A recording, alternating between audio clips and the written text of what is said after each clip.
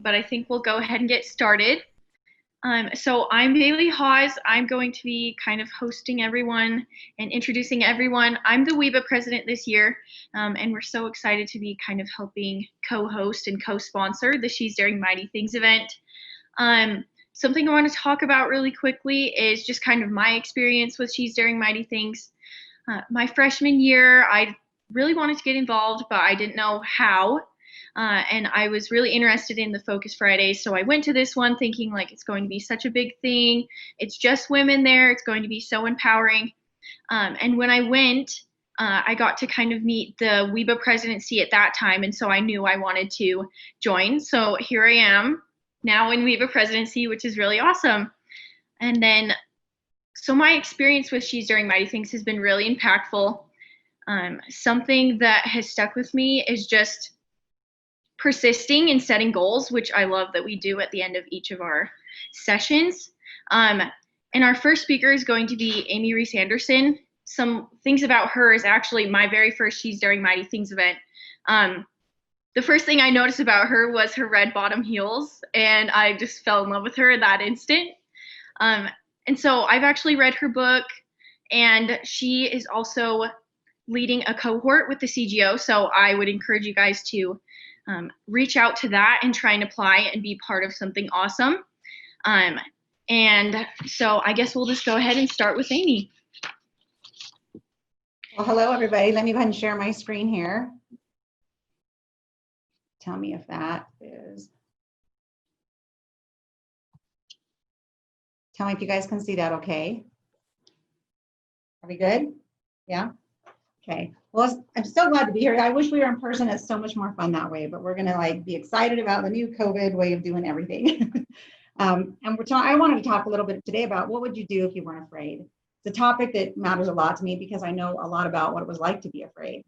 To give you a little bit of my background for those who don't know. Sorry about this. See if that works. I grew up in a big family, 10 kids. We moved all over the country: Oregon, Washington, Michigan, Virginia, Tennessee, Texas, California, and then came to Utah. And growing up, my goal was really to come out to college, get married, and have a bunch of kids. And that was kind of the ultimate goal for me. That's my focus. And I did start down that path. I came out, I got married about a year into it, and then immediately had two darling little kids, had to drop out of college because I couldn't afford for me to go and my spouse to go at the time. And that was a whole plan that kind of goes, you have this plan in your head of how it's going to go, and then you start to have things go the way you think they're going to go. And then I ended up as a divorced single mom with two little kids. And when it comes to the face of fear, I think this picture pretty much describes exactly what I was feeling at that point in my life. What am I going to do? How am I going to handle this? And it was very, very scary. So I know a ton about fear. So for me to go from being a girl who was afraid, didn't even know how she was going to manage her life or be the sole support of her family financially, and handle all these things that I had, to go to the woman that could start and sell a technology company for $377 million. I'm going to tell you kind of how I got to the point of going from the fear to being able to do something like that. I'll just give you a few of those tips. When it came to overcoming fear, I still remember the very first time that I got married, right? Went from being a really young girl living at home, and then, less than a couple years later, I'm married with a husband and didn't have to ever take out the trash by myself. Mainly because I don't like to take out the trash, but also because, and I don't care how independent of a woman I am, I like to define certain jobs as what I think are man jobs. Those are the jobs I don't want to do. Taking out the trash happens to be one of those. So I had never taken out my own trash, right? And it sounds like a really dumb little thing, take out the trash. But I remember my first night in my new home with my kids alone, and it was the night the trash had to go out. And I literally looked at it and just was like, I can't do this. There was like this panic moment of, oh my gosh, how am I going to do this? I've never taken the trash out before, which sounds really dumb, right? But to me, it was very, very real in that moment. And so I took the trash and I started to walk toward the end of the driveway, big long driveway. And I just broke down crying, right? Just a mess. And my neighbors, I'm sure, thought, who's this crazy lady bawling with two trash bags? But I walked out to the end of the driveway, laid down the trash, and turned around to walk back in the house, and had kind of this aha moment of, oh my gosh, I did it. Like, this is this thing I've been dreading and afraid of. And I think it represented a lot more than the trash. It represented me having to handle my life by myself. And so for me, it was like this fear of, I can't do it. Oh my gosh, I'm so scared. And then I did it, and it was this moment of like, the Chariots of Fire music are playing, and I'm running back in the house like, "Ooh, I did it," And so it really, for me, was this moment of, what, there's some things that are going to scare me to death, and they are going to seem overwhelming in the moment. But the second I do them, I'm going to be like, okay, I could totally do that. And everything changes. The next thing I had to really get over was the fear of what other people think, right? Because I was didn't fit the stereotype, like divorced, single mom, college dropout, everybody's probably judging that and thinking all these things. And, I failed at this, my marriage, and I failed in school. So now what, right? And I really realized that I could spend my whole life worrying about what other people think, and I'm never going to get to control that because they're going to think what they want to think.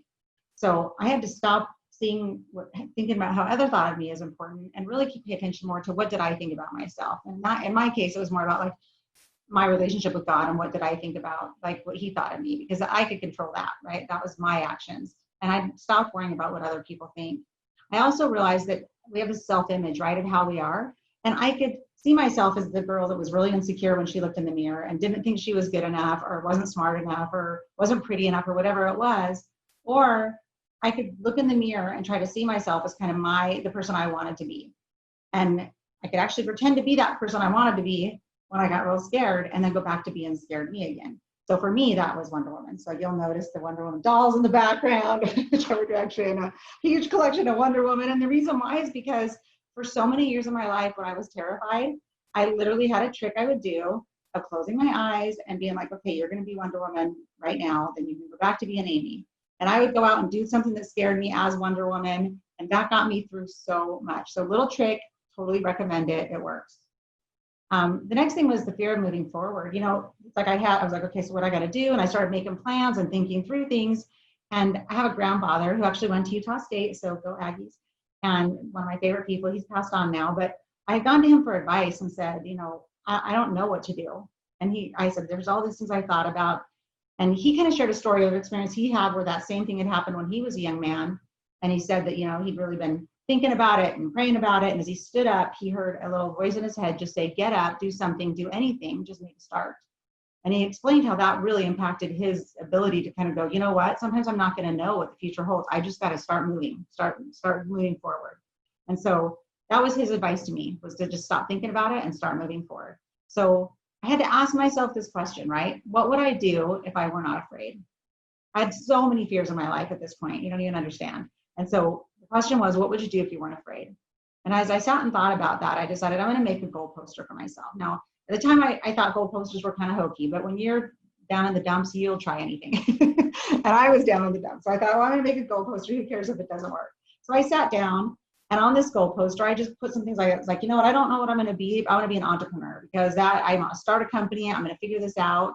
I want to, be on the cover of entrepreneurial type magazines, and I want to be able to make a lot of money and, meet Microsoft, Bill Gates, because he was running Microsoft and that was new at the time, and all these things, and win the Entrepreneur of the Year award, because that would be the ultimate pinnacle for me if I could. And I made that poster, hung it on the wall, and didn't think about it again for a while. I went forward of starting my own company at the age of 23. I raised $23,000 in seed capital, and I have a little 10 by 10 room in my house. I started my first company, which was a medical software company. And that starting the company was one thing, right? That was one fear I had to overcome. But then all of a sudden I realized I got to go and talk to people. And I'm scared to go and talk to people, especially I'm in technology and healthcare. And I knew healthcare really well because I'd done jobs in healthcare growing up. So I felt comfortable about healthcare, but the technology field was new to me. I knew how to use software, but not to develop software. And a lot of the tech talk was over my head. And it was really kind of intimidating for me. And I would go to these meetings and realize I am the only female in the room, in these technology meetings. And that was a little bit of an eye opener.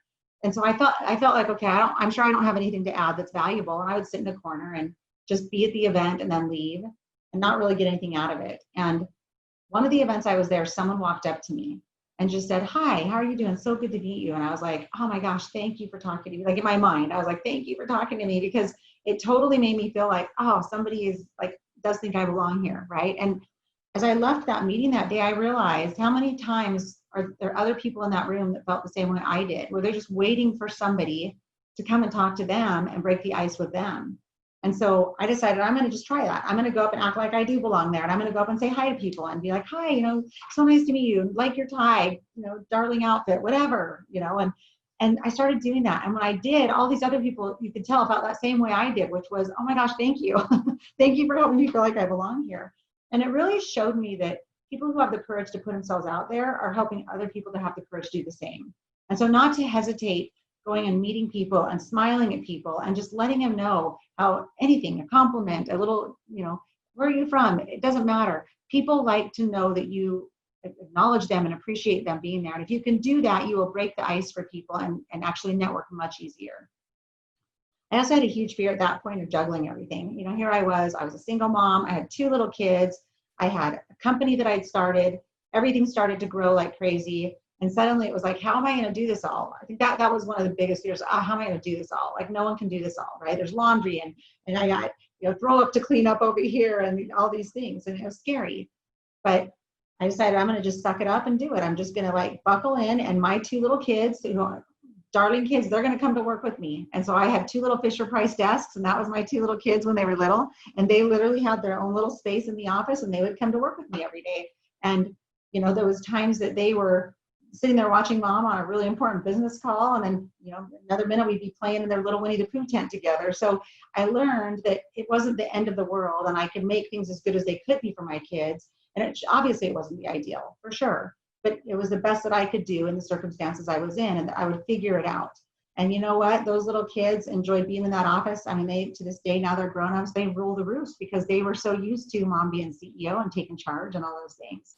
And it does work out, right? We make it work out, especially because we're women. And frankly, that's what makes us so good at business, is that we're multitaskers. And we can keep a child alive, get the laundry done, have the cooking going, and we can totally run companies and do all these other things. And we figure it out. That's what we do. I think the next big fear for me was the fear of failure. And I think that's one that probably stops the most of us, is that fear of no one wants to fail, right?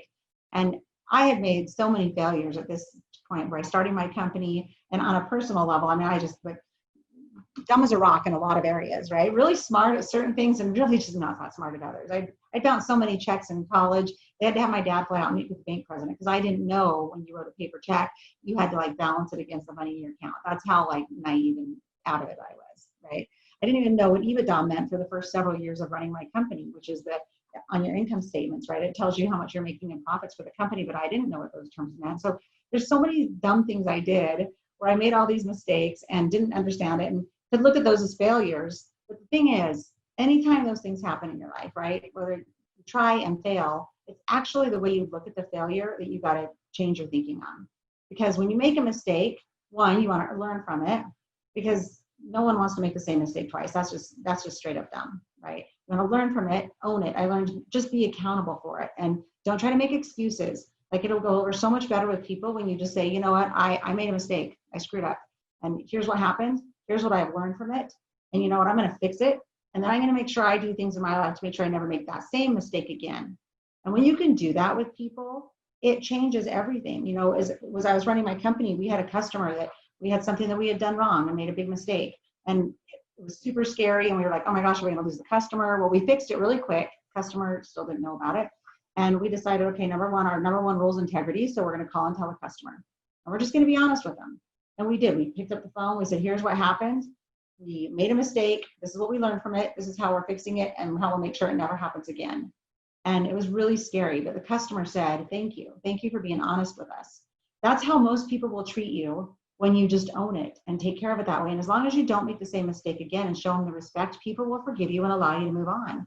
And it really makes a big difference. So that's how you're going to learn in life too. I mean, that's really the most valuable lessons in my life as I look back. It wasn't from all the things I did right. It was frankly from a lot of things I did wrong, and then I had to own it and fix it.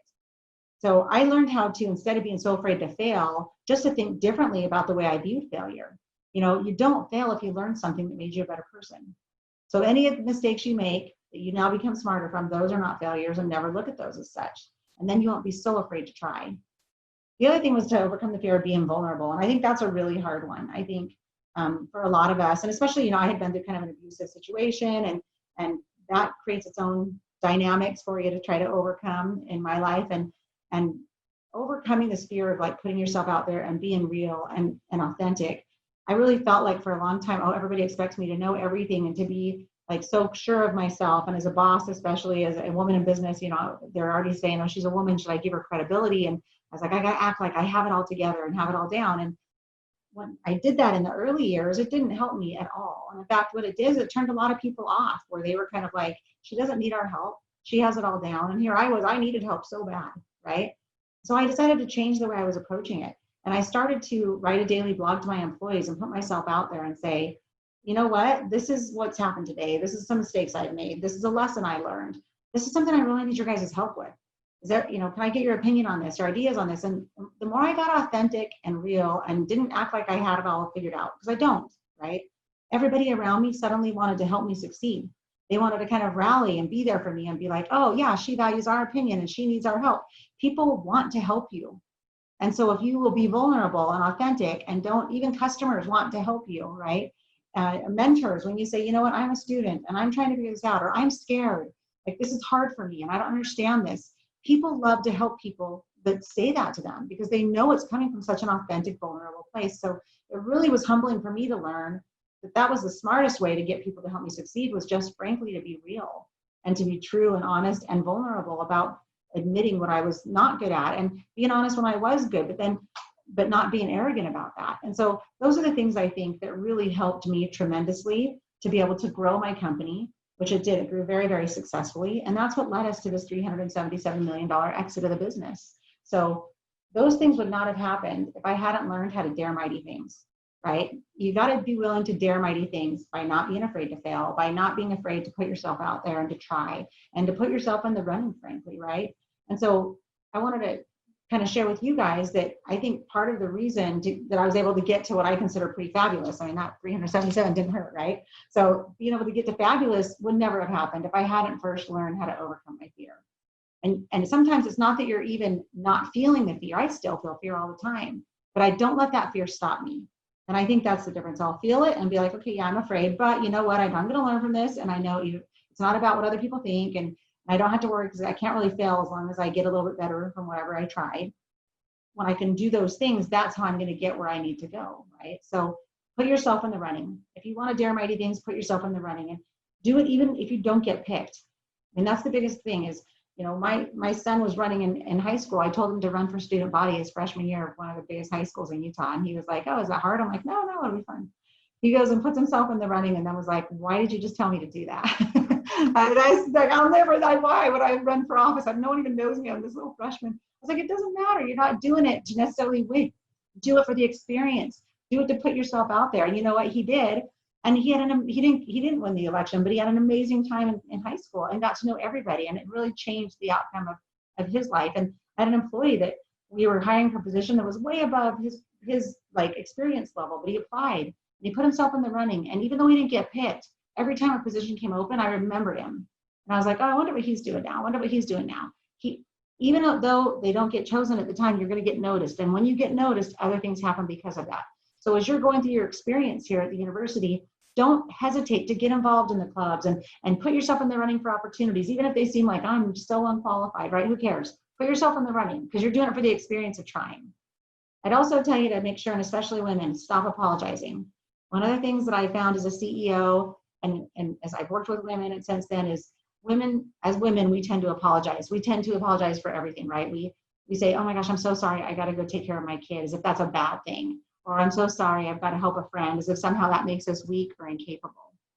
When we would interview women, we would have women come in for a job interview and they would say, we didn't even know them, right? They're coming in, they're sitting down, and me and another woman, executive, are interviewing them.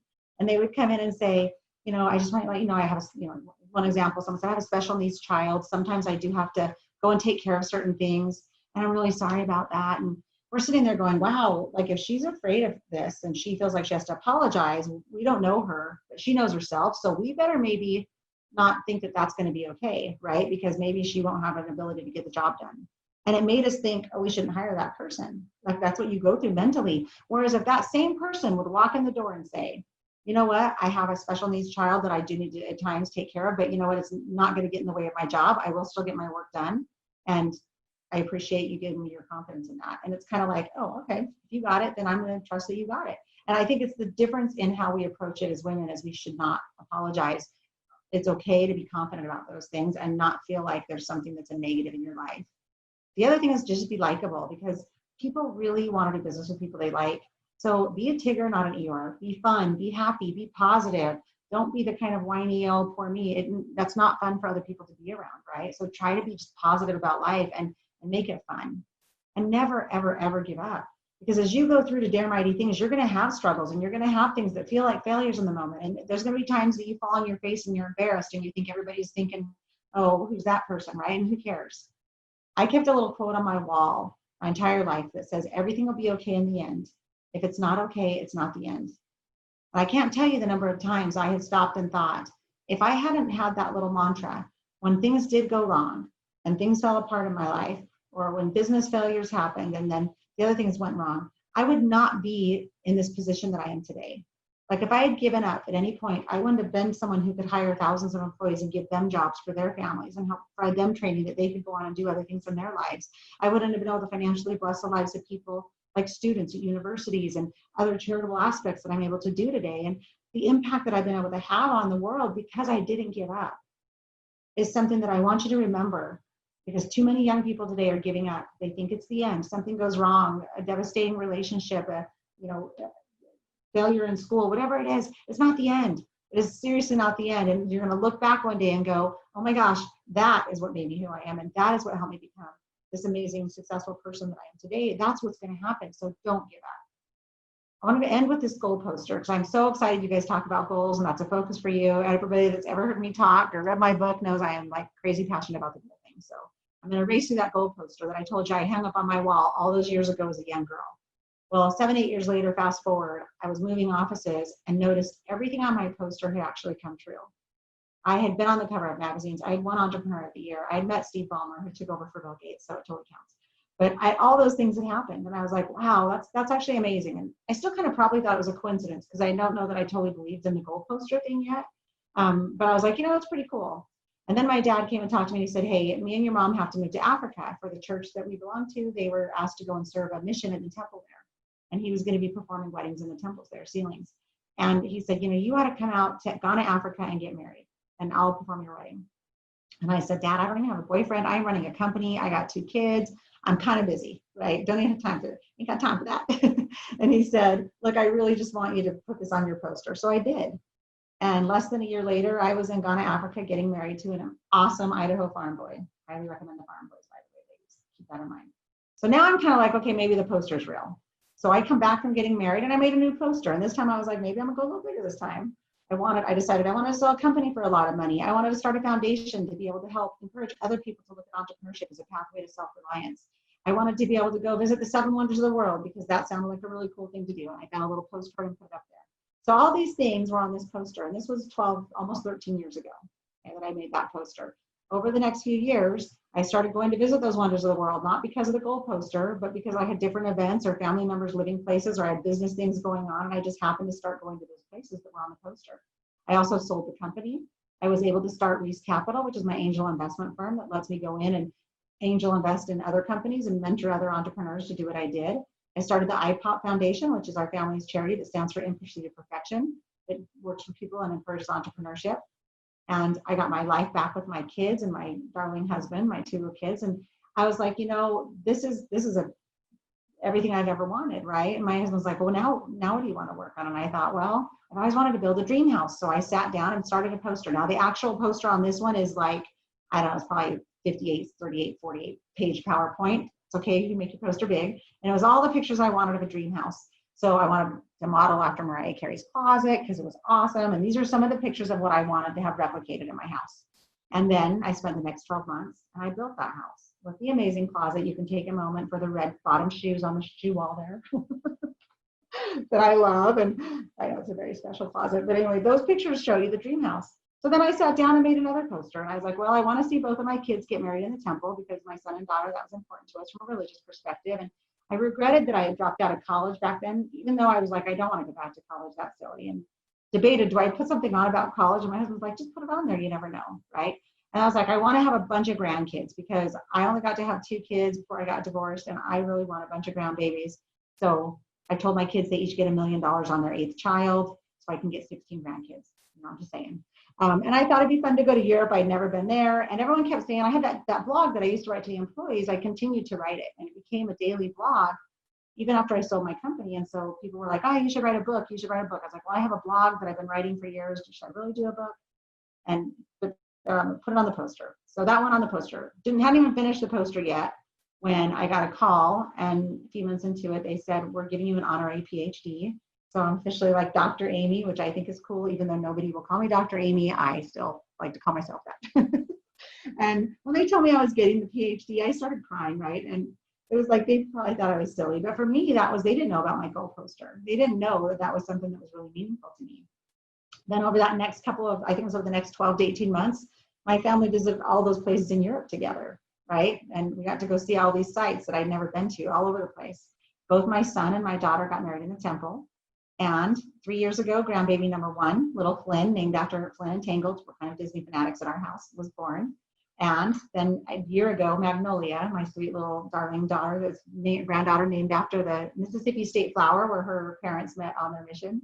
And she was born. So I'm 2 down on the way to 16. So I'm super excited about that. Then I got a call from Forbes. I'd been writing in Forbes after I sold my company for a while and writing for them articles about business and entrepreneurship. And I got a call from them. They bought a book publishing company and they said, we'd like to have you publish the book. And so last year I was able to publish What Awesome Looks Like is the name of the book. And it's how to excel in business and life. The reason why when you look at the cover, it's actually mirrored is because the person looking at the cover is what awesome looks like. And so that book got released.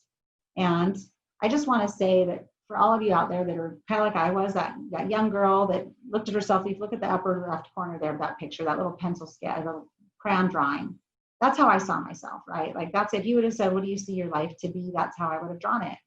And the reality is you should not, when you go to make a goal poster, and I want to challenge all of you to do that. It's super important to me for you guys to sit down, make a goal poster, and I don't care what you put on there, right? You decide, but don't limit the picture in your mind because really, truly, God intends your life to be a masterpiece. And so what you see today is not at all even close to what you're going to be and what you're going to accomplish. One of my favorite kind of quotes that I had written a blog about years ago was that here's to strong women. May we know them, may we be them, may we raise them. You know, I think part of the reason you need to be strong as women and dare mighty things is because one day you're going to be raising young women that you want to be strong as well. And whether you have daughters or whether you're just an example to somebody else's daughter, we need strong women out there that aren't afraid, that will dare mighty things, that will still, you know, value their families and value motherhood and value being in business and using their talents and all those things, because we can do it all. You can do it all. So don't hold yourself back. And if I can ever be of help to any of you, I want you to like screenshot my phone number or my email account and my Twitter, whatever, and the blog. You can link to me on LinkedIn. My blog is still published every day. It's now been on, a couple weeks ago, I hit my 10-year anniversary. I write that blog every day, 5 days a week, and I've done it for 10 years. So for me, that was one of my goals, was to take what I learned in my life and share it authentically and openly, and just, like I said, it's not very professionally or grammatically correct usually. It's just from the heart. Here's the lessons I'm learning in my life. And if there's anything in that helps you guys, then I invite you to follow it and communicate with me. And I'm so grateful to be here. And I want to turn it over because I know they wanted me to leave a couple of minutes for questions. So I'm not sure how I'll stop sharing this. If you want me to, then we can open it up for any kind of questions. Okay, so I'm going to be kind of feeding the questions. I was texted some from those picking out our questions from the chat. So if your question wasn't chosen, I'm sorry. We don't have a lot of time. One of the questions that someone had is, everything you're saying makes total sense, but it's hard when you're in the moment of fear. Do you look up to anyone who's overcome fear to help you overcome fear in the moment? Wonder Woman.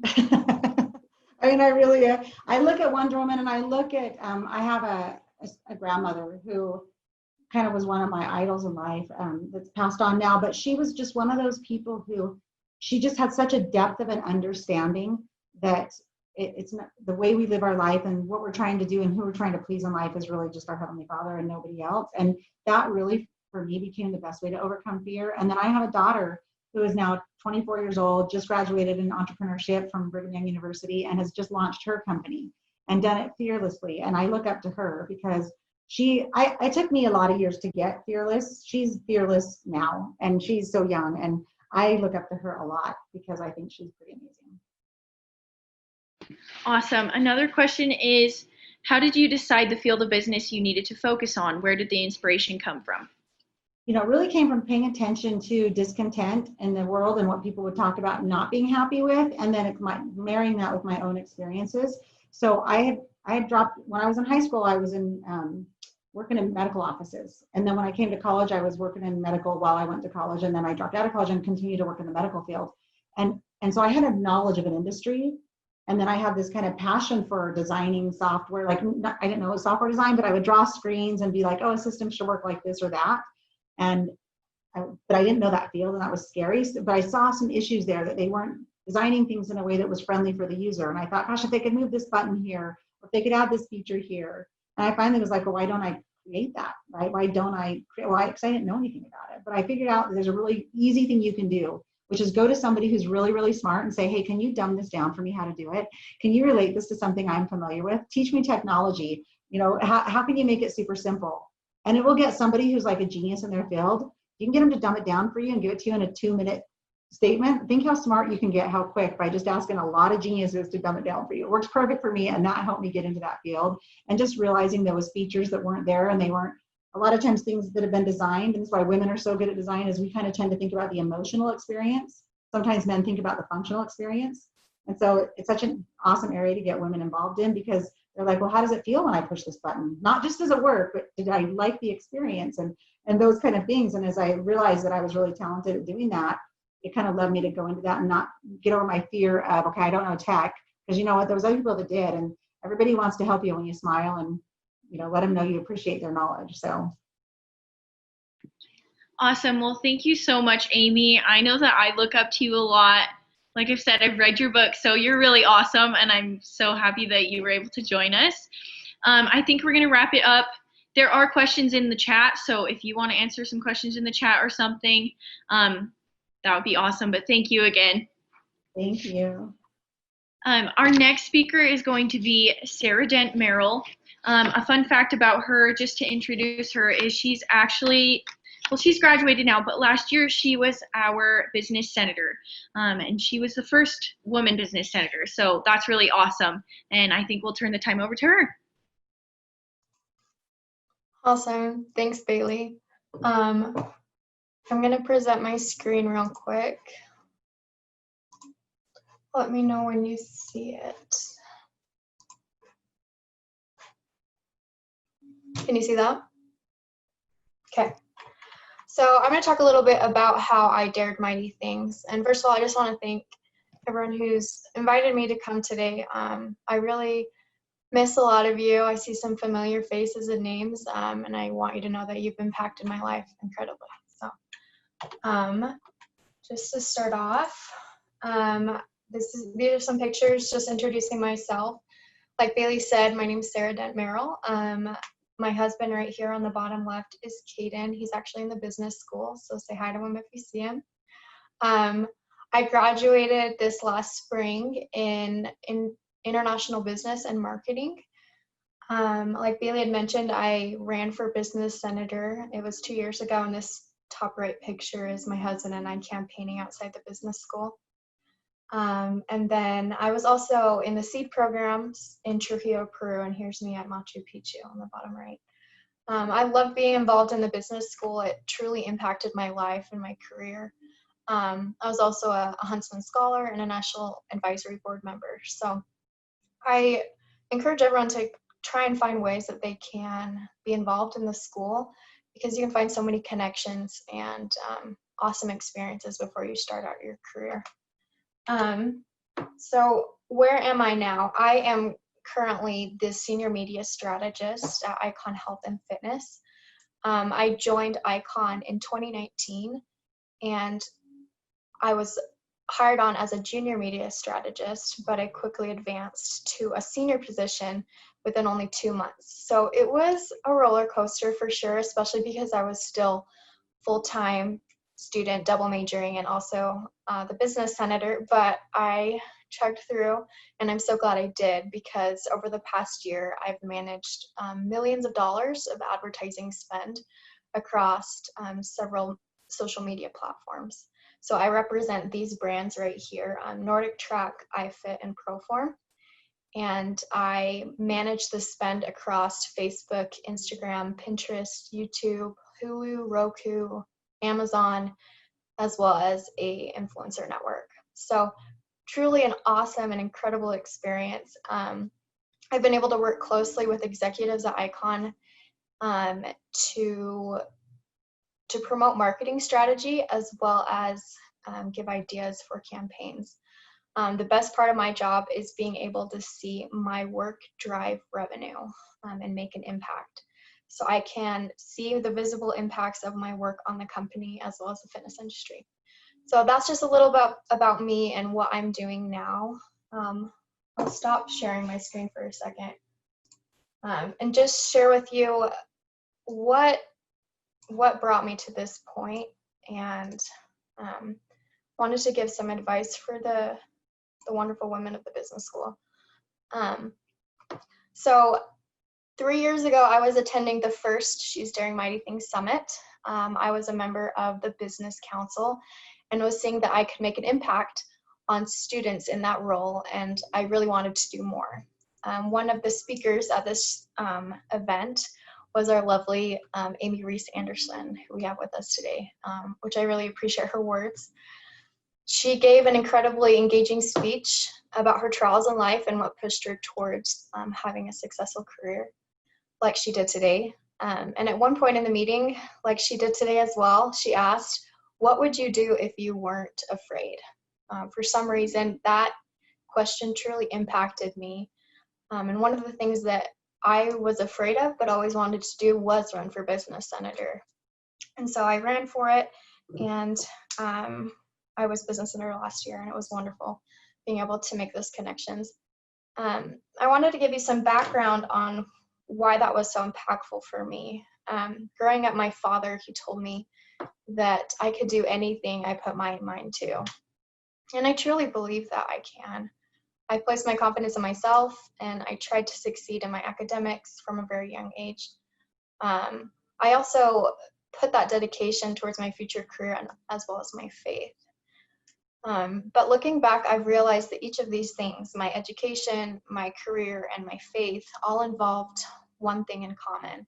And that was that there is an outward institution having expectations of me and my attempt to meet those expectations. And those expectations weren't wrong, but it was an outward institution's beliefs in what I should be.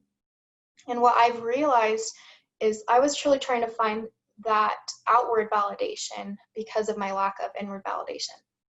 If I had achieved good grades, for example, I would feel a rush of accomplishment. But I soon realized that that feeling doesn't last long, especially if I didn't do that perfectly.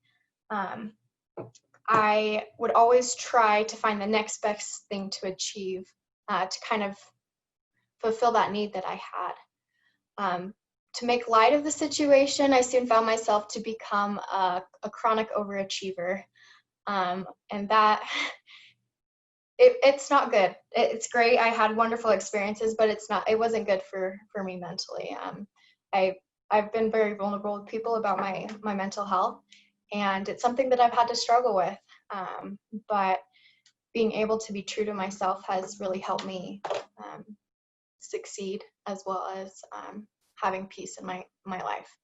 So I'm being pretty vulnerable here, but I hope this comes across well and trying to make a point. And that point is that in my search for institutional validation, I lost the ability to recognize what my inward desires and expectations were.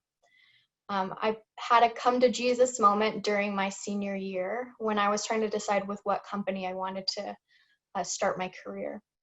I was observing some of my peers, and they were getting job offers from huge company names like Adobe, General Mills, Goldman Sachs, JP Morgan.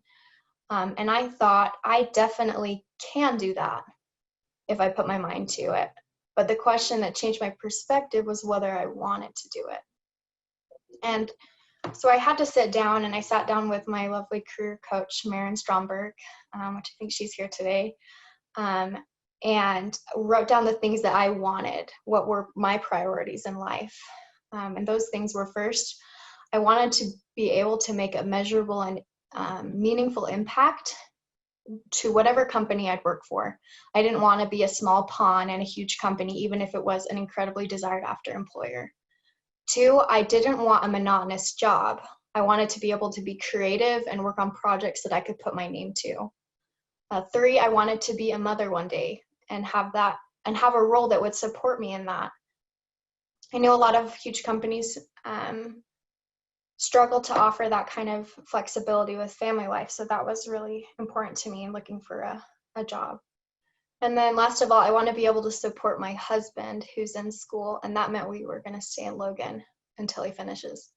So those 4 things were my priorities, and I soon realized that those didn't match with the outward perception or expectations that maybe I had believed that Utah State had on me or the Huntsman School had on me. At first, I even struggled to admit that those were my true desires. And that's because my perception of daring mighty things was really different. My perception was to go after that huge company, climb the corporate ladder, work 60 to 80 hours a week to accomplish it. And I thought that was the perception of the university, which, looking back, I shouldn't care what the university thinks, but I think sometimes we get caught up on looking around at our peers and seeing what they're doing and comparing it to ourselves, or we hear from all these amazing influential leaders, and it's kind of hard for us to be able to connect what we truly want to everyone around us and their experience. So I saw all these desires of mine as something that I couldn't have as a result of what I thought was expected of me. At the end of the day, I thought if I continually try to conform to the idea of others' expectations of me, I will never be happy. I've learned that just because we can do something doesn't mean we need to or we should. I started to understand that happiness comes from being true to yourself. And I needed to make that decision to be true to myself and what I wanted with my life. For me, that was working with Icon. When I first started telling people about accepting a job with Icon, some of them were almost apologetic in their responses, thinking that I was holding myself back and only staying in Logan because of my husband. Although that was discouraging at first, I decided that the only person's opinion that mattered was my own. And I'm so grateful that I've come to that conclusion, because working at Icon has been an incredible opportunity that I could have never even hoped for. I'm just going to explain a little bit of what I've done at Icon. I have managed millions of dollars. I've created advertising strategy. I met with leaders from Facebook, Pinterest, Google on a weekly basis. I've had the opportunity to travel and meet leaders at Facebook headquarters. I've been able to travel and go on set and shoot video commercials and help direct the creation of new ads. 2 of the highlights of my experience thus far were one, Sheryl Sandberg. She's the CEO of Facebook and the secondhand woman to Mark Zuckerberg. She had asked for my personal phone number because she was impressed with my work and wanted to be a resource for me. So that was a little, I don't even know. It was definitely a crazy moment, but the other was when our successful Pinterest advertising strategy of me and my team was highlighted in one of Pinterest earnings calls on the New York Stock Exchange. Those are really, really cool experiences, and I'm excited to see what experiences come in the years to come. But the most important and the best of all is that my boss has expressed to me his desire to continue to further my career as a leader in the company while also supporting me as a future mother. Our motto at Icon is work hard, play hard, and sleep easy. Work-life balance and family life has been something I've truly enjoyed working at Icon.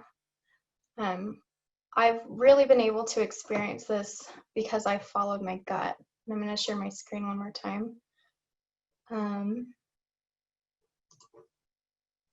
see. So what I think we need to ask ourselves and tell ourselves is, your dreams come true when you follow what you want. Ask yourself, would you rather take what you can get or get what you want?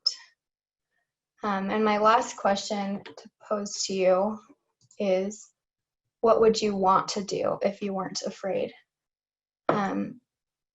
Honestly, that it seems like ridiculous that I had to ask myself that, but I feel like a lot of us as millennials or Gen Zs, we see all this opportunity and we see all this potential that we can have, and we want to achieve it all, but we don't have to, and we should follow our gut and follow our heart to do the things that will make us happy in our lives. I'd invite you all to really ponder what your priorities are in life. What is your definition of daring mighty things? It's different for everyone. Think about what will truly make you happy in life and decide today what you want to do and what you will do, because you are no longer afraid to be true to yourself. Honestly, I love the Huntsman School, and I'm so grateful that I've been able to talk with you today. The experiences that I had at the Huntsman School of Business shaped my life forever, and I'm truly honored and happy to continue to be connected to the wonderful school. So thanks for having me. Thank you so much, Sarah. Unfortunately, we don't have a lot of time, but I think that spoke to a lot of us, and I'm so thankful for you kind of sharing those experiences. Of course. So the next speaker we have is Dr. Susan R. Madsen. Something neat about her is that she's our endowed professor of leadership, and that she is also the founding director of the Utah Women in Leadership Project, which I think is super awesome. And she's brought that to the Huntsman School. So I'm very excited to kind of get to work with her, and hopefully WEBA can help push that project forward, and a lot of the Huntsman students can get involved as well. So thanks, Susan. Thank you so much, Bailey. It's been great to listen to Sarah and Amy and their words of wisdom and advice. And so I'm excited to also talk about daring mighty things. Why, who, what, and how. I'm going to hit all of those fairly quickly. But before I do that, as Bailey just mentioned, I have brought, just in the last 2 months, I've been working on the Utah Women in Leadership Project for 11 years in the state of Utah. I brought that with me as I come as a new professor to Utah State University and the Huntsman School, and just wanted you to know that my project is now in the school, and the mission is to strengthen the impact of Utah girls and women. And our goals are to produce relevant, trustworthy, and applicable research for the state. Really, my team and I lead social change in the state of Utah. So a lot of what we do is external. We work in a little bit in USU, but do things across the state. So we produce research, we gather resources, and we convene trainings and events that inform, inspire, and ignite change and growth for all Utahns. In fact, right when I get off this call, I'm getting on another call to run. We have almost 500 people signed up for a Zoom panel on race and gender that we'll be up to. So if you're interested in being on my monthly listserv, there's the website. So in terms of what I want to talk about today, briefly, just want to talk about why dare mighty things? I mean, why? Second, who can you influence when you dare mighty things? Third, what can you do if you dare mighty things? And then how can you prepare to influence and lead and really move forward with that, having dared mighty things? So the first one, why? Why should you, and I do research on gender, women, leadership. So you're going to get a little bit of my research through this, a lot of my research through this. So why dare mighty things? Now, I explain these slides in various settings, sometimes in front of men, sometimes women, young women. But what people don't know often, for women themselves and young women like you, is why does it matter if I lean in? Why does it matter if I step forward? Why does it matter for me? Why does it matter for other people? But then it's not just about us leaning forward. We need to help men and people in power actually understand this too. So I have a brief that I wrote many years ago that's still cited widely in the state on various reasons. So I'm not going to go through all of this. I want to just touch on some. So actually, the research on this screen goes through more corporate research, but on most of the screens I'm talking about, the research has come out of corporate, small business, nonprofits, political, government. And when women are really using their voices and leading, sometimes at that top level corporate boards, leadership teams, but even on normal teams, the research says it matters. For instance, in this slide, the research continues, almost all studies, there's a few that haven't found that, but hundreds, if not thousands of studies now have found that when women are in those top positions, companies actually make money. If there's just a bunch of men on the corporate board and there's not women's voices in there, they don't make as much money. They have, you can see all of these, increased productivity, make less risky bids, strike better deals. There's actually so much research on why it matters for companies to make sure men and women work together. And this has been found in teams and departments as well. The second one is to strengthen organizational climate. The research has said, and this is research on like city councils as well, and that there's in government positions and in corporate and all over that there's decreased turnover intentions when there's women's voices and women's decisions along with men. There's more women hired for the pipeline. In the bottom box, the second one is there's lower corporate fraud. What we know from research is that women generally are, not in every case, more ethical than men, and we've known that from lots of research. But one study said a few years ago that if women do embezzle, at least they take less money. That's not really a good positive thing to say, but that's what the research says. So higher team performance, more, and again, this is not if women take over, it's actually if women's voices and men's voices are together. The third, to leverage talent. Actually, the research has found that women are more holistic thinkers. We work both sides of our brain more than men. And women are often more socialized to win-win solutions. Boys, if you look, I don't have time to talk about all the research in elementary school and so forth, but boys are very socialized to win-loss. And I was raised, by the way, with 6 brothers, and so I have a little bit of that, and I was an athlete in there, but still, I do seek for win-win solutions more. Not every woman, not every man is the same. That fourth one down, we do as women with our experiences ask different questions. When you have different questions at the table, you have richer, more innovative results. We actually, have different experiences. We're more nurturing in some ways, and some people get offended at that, but I'm like, it's so great if we're more nurturing in many ways. The fourth one is actually the research, especially on higher level leadership teams and corporate boards. When women are in those areas, the company in general does more for the community. That's what I'll say. More corporate social responsibility, they give more money to the community. And in terms of this slide specifically, what's interesting is when you look at the research on state legislatures. And in Utah, we don't have as many women on our state legislature than many states. The states that are highest with the percentage of women give money differently than the states that do not. So when there's more women's voices, there's more funding typically going to education. There's more funding going to healthcare options. There's more funding going to social programs like helping women that have suffered from domestic violence or sexual assault or the homelessness. So things happen differently when men and women work together.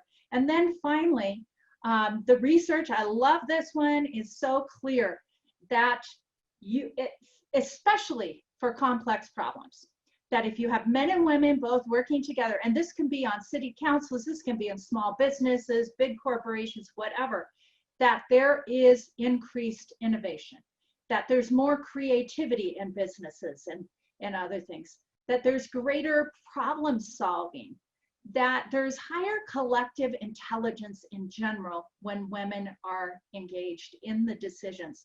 So this particular slide reminds me that there's a new study that's out. And by the way, I do a lot of work in the UK, but not during the pandemic. I was supposed to, when the flights were shut down, be in Scotland 2 days after the flight shut down. But they call them wicked problems. So that means really complex, meaty problems. This study that just is very recent was in the UK military. And what they found is they had complex problems. And what they did was had many teams with just men. This was military. And then with half of the teams, they had women, just one woman on a team of men because they didn't have as many women. And in every case, except for one, and that case where the men did not listen to the woman, but in every case where the team listened to the woman, they won the competitions. They won hands down, because they listened to the creative ideas and the differing ideas of women. And that really plays out in those things. So who benefits? So again, I mentioned that this is important for us as women to understand, women of all ages, because sometimes we don't want to lean in. We as women, the research supports this, that we oftentimes want to be a little more comfortable than men. We struggle sometimes to be out of our comfort zone. So we really need to consciously dare mighty things and really push ourselves to do that. But when we understand these benefits, then we're more willing to lean in ourselves. Does this make sense? But it's not all about us just leaning in. We need to constantly be teaching other women, men around us, business leaders, leaders in society, these same things, so that they will understand, especially here in Utah. I do a lot of work here in Utah on the differences, on where women are in leadership roles, and we fall short in so many ways. So I am hoping as students that and I'll give you a few tips in just a minute, really think about why this matters for you to lean in and prepare yourself to influence and lead. So this is the last slide. First section was my longest on why does it matter? And I wanted to put this up. I love this quote. It comes from Parker Palmer's book, Let Your Life Speak. And people say, why do I do the things I do? And I want to tell you this because this is important. The research says that 30 to 35% women more than men, we will move forward, step forward. We will do things if we feel a calling or a purpose to do so. I love this quote. Our deepest calling is to grow into our own authentic selfhood, whether or not it conforms to some image of who we ought to be. As we do so, we will not only find the joy that every human being seeks, we will also find our path of authentic service in the world. True vocation joins self and service, as Frederick Buechner asserts when he defines vocation as, I love this last part, the place where your deep gladness meets the world's deep need. And I will tell you that when I was listening to Sarah's comments, I'll be the person at the Huntsman School, and there's others as well, that will talk about, making money in business, but all the stuff that we can do that is good for humankind stuff. And I will tell you, I do the work that I do because I feel called to do it. I work hard, I move forward, I feel called, and I work hard. Like I said, I work many hours, but when you feel called, and it could be in business to really help your employees have great experiences. It can be running for public office. It can be a lot of other things, but when you feel that purpose, and so that's really one of my tips to you is, sometimes we don't know exactly what our purpose or what many callings we may have. And I'm using that word callings for life callings. And you don't have to be necessarily religious to have a calling. A lot of people do. For me, my calling is very a spiritual calling. So now just moving forward, who can you influence when you do mighty things?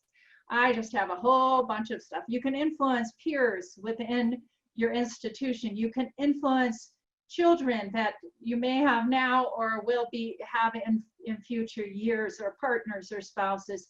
You can influence in the legal profession. You can influence in the schools. There's just so many people and ways to influence as you move forward. And I put this slide in to help you understand. One of the things I found through the years is that a lot of times people do not understand what leadership means. And I'm teaching a class right now of Huntsman scholars and trying to help them broaden. So I have women all the time in Utah say, I want to be a leader, but I don't lead. I've never led. And I'm like, well, didn't you just put on a dinner for 200 people in your church? Yeah, but that doesn't count. I'm like, it does count. It really does. So think about influence. Think about that word impact. I use the word impact a lot. Leadership, but also leading, and just lead. I mean, I tell you, when I had 4 little kids at home, and when they were teenagers, just as a mother, I had the major leadership challenges in my life, and I learned a lot from motherhood. And think about the different types. Sometimes people think they have to have formal titles to lead, but we can lead from where we're at. We can lead, emerging, or where we come up versus being assigned leader. Looking at our position, our current position, our future, different kinds of positions. We can think about how we want to prepare to lead. Do we want to lead from a place of comfort? I would say no. I'm leaning into the camera right now. The research supports 100% that it's in that place of discomfort, outside the comfort zone, that we grow the most. It's when we dare to do mighty things. And there's some assumptions that we have to explore, especially as young women and women, that what do we even think leadership is? What is the role of women? We found in our research in the state of Utah that so many women think you can't be a mother and be a leader. You can't run for office and have kids at home. You can't, it's the either or. That mentality is super strong here, instead of and. You can finish college and you can have a baby if you need to, if you're pregnant. I mean, you can do those different things. And then, understanding the challenges often that come with leadership. The double bind is something that we really wrestle with women as well. And you can look that up. I want to keep moving.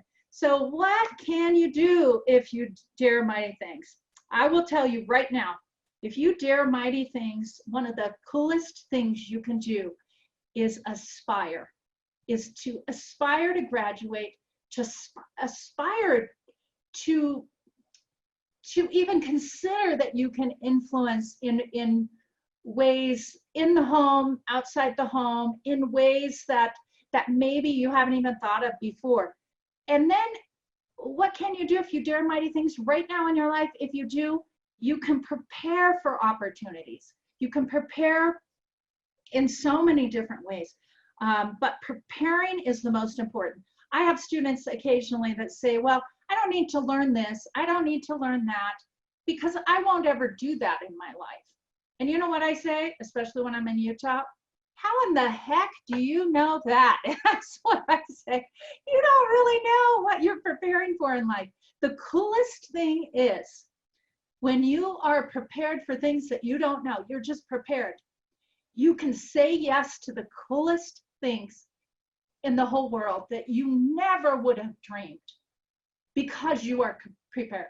You cannot say yes if you're not prepared to cool things that you might even be blindsided by. And I've had so many of those in my life. I am one of the prominent researchers in the Middle East on women's leadership, because I was prepared and had the courage to just move forward in a place that scares a lot of people. So we can also, if you dare mighty things, you can also be prepared to impact in more ways in the community, to run for public office. I'm putting in a pitch here for that. We need so many more women in Utah to serve in public office.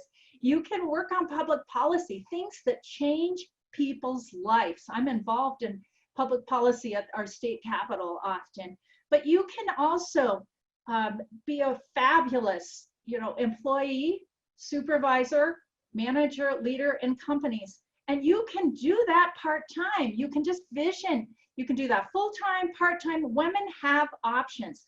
What we found in the research in Utah is that often women have their life in a little box. And that's what they think they're supposed to do. But I will tell you, you don't have to do what people tell you you're supposed to do or what your mind has told you you're supposed to do in the box. For me, being a spiritual person, my decisions are between me and God, and that is what has guided me. And it might look different. My personality is different. I'm a busy person. But that is important to just find your own path. So I really appreciate Amy and Sarah's comments on that as well. And then lastly, so how can you prepare to lead? Let me give you a few tips as I conclude here. Some of the research, and I do a lot of women's leadership development and all kinds of workshops and different things. The research around developing leadership, developing influence for women talk about three main things, and I've got them on this slide. One is that women are not raised in ways that boys to see themselves as future leaders. And so just that leadership identity, seeing yourself is important. Purpose, I talked about that already. The next is actually unconscious bias, understanding our own biases, understanding that, but also understanding how to navigate those. And do you have to navigate unconscious bias in the state of Utah and outside of Utah? That's a constant struggle. But the more we know, the more we take unconscious stuff and bring it to consciousness, the more power we have to impact ourselves, impact our families, impact people and lives. I have Discover Your Gifts on here because I found that is such a central and important thing that we do. What I found in Utah, and I am one that gets teary-eyed, so you've seen me do that a couple times, right? What I found in this state is that we have so many amazing women that have no clue they're amazing. And they think they're supposed to be humble and not know about their strengths or talk about their strengths and gifts. And I will tell you that's hogwash, okay? Knowing your gifts and your talents and your strengths helps you serve others in more positive and impactful ways. So understanding who you are, having that identity, understanding your strengths, and absolutely always stay in college and graduate. That is such a huge thing. And stay in the Huntsman School. That's what I'm telling you. Also, a couple of other things I haven't. If you have not read the book Mindset, I know you've probably heard the language. Powerful stuff. Strengthening your confidence. Girls and boys, I teach a lot about the difference between confidence in socialization, in genetics. All of those things is important. That little picture of the heart, that means self-compassion. The research has absolutely said, and I'm going to take off slides so I can see more of you, has said, the more we beat ourselves up for doing things wrong, the less confidence we have. The research is clear that if we learn to be okay with failure, learn to be okay with struggles, the more we actually forgive ourselves and say, I tried, that's good, I'm good to go, the more we actually will get confidence. The more we'll be able to use our voice, the more we'll be able to impact our homes and families, the more we'll be able to impact community. Are you following me? I'm looking at many of your faces now. Thank you for nodding. So some final thoughts. I guess I need to go back to my slides to finish. Dang, I like looking at all of you though. So I love this. It takes courage to pursue our vocation, the courage to be true to who we are, even if it means living on the edge, living with risk, living with less security and less influence and less power, because to pursue your vocation means that we have chosen the way that is true to who we are, true to ourselves, and true to our call. So I love this word, unleash. This has been my goal in Utah. One of our slogans for the Women in Leadership Project is moving mountains for Utah women. But if I had a second one, it would be unleash the goodness and the power and the voice and the confidence of girls and women in this state.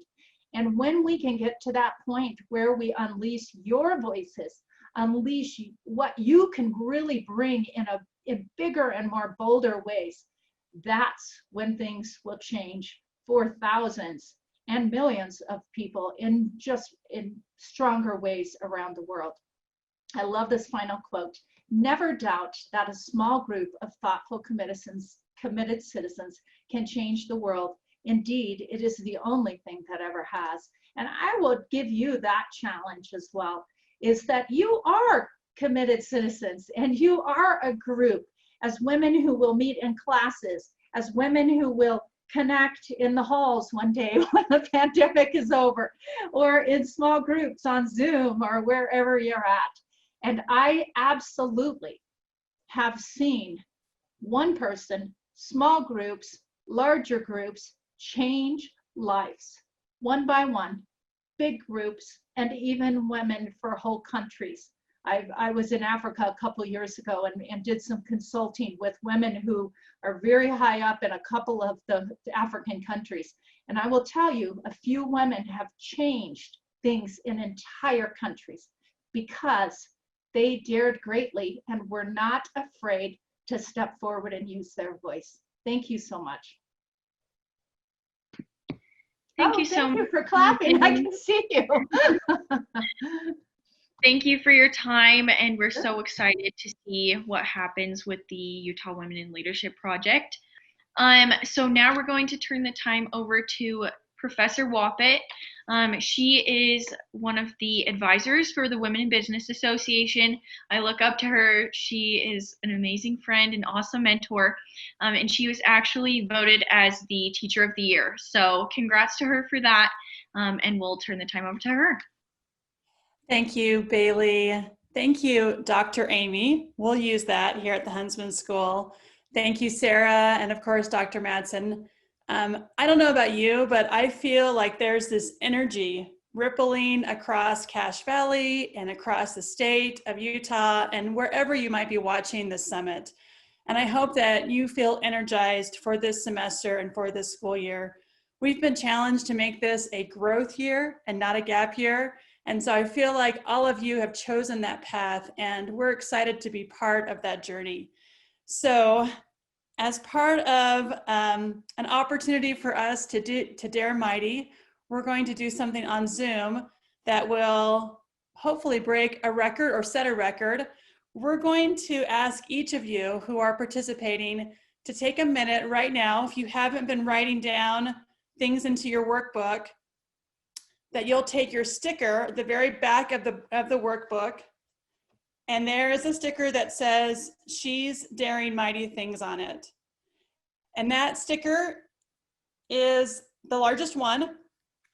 And I'm asking you to take just a moment while I talk to you to write something down that is personal to you, that is a Dare Mighty for this semester or for this school year. You've been inspired by Dr. Amy, by Sarah, Dr. Madsen. You probably have been thinking about your own self and what you can do if you're not afraid. And so think about that. Take a minute to write, because we're going to try on Zoom to all to show our videos and then to hold up our Dare Mighty challenge. Now, Zoom, of course, you can see mine is backwards, and I wrote mine in the same direction. I wrote it backwards on my card on the back side, but you can just write it regular, and then we'll just hold it up as sort of a unifying moment. So while you're writing that and thinking about your challenge for this semester and this year, I just want to share with you that this is a mighty network, that we're amongst giants, and we're here to help each other, lift each other up. And as part of the workbook, you'll find in the very back that there are some cheering squads. So in the back, you'll see that there are 12 individuals who have agreed to listen to you, to nudge you, and to tell you that you can do it. And these faculty and staff are ready for your email invitation or for your drop-in, but it's up to you. It's up to you to reach out and talk to us. And the more that you share what your Dare Mighty is, what your goals are, what your challenges, then the more we can help you achieve those. Here at the Huntsman School, we are a student-first college. And what does that mean? That means that your success is our success. And so when we see you succeed, like alumni like Sara, we get so excited. We are thrilled and excited to learn of the many opportunities that you're taking advantage of. And so I want to let you know that even though there are just 12 wonderful, amazing faculty and staff members in this booklet, there's also an entire host of allies and advocates in the school. And you really just need to take that moment to introduce yourself and to, jump onto that virtual meeting or those virtual office hours and begin to connect with the amazing people that are here to help lift you up. All right, so I also wanted to put a plug in for WEBA. WEBA is a fantastic organization, and you've met Bailey. There's a whole group of board members who are also ready to plan activities and events that will help foster your growth. Amy mentioned the poster, the goal board that she had of her vision for herself, her vision board. We'll be doing one of those activities in WEBA. So this is a great opportunity to sign up for WEBA. It's a no cost, and then you can just be updated on the type of events that will be coming up on WEBA. So we encourage you to take a moment and go to the club page and just to register for that.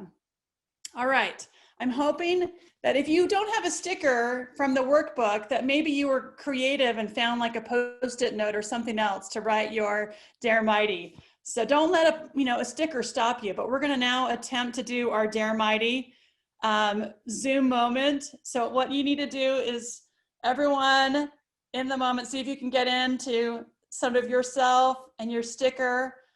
Show us your video, hold it open. Oh, I love it. Oh my gosh. I don't know about you, but I'm getting chills. I'm just seeing all your faces. Hold it up. So we're capturing this on video or on a camera or something so that future posterity can see this moment.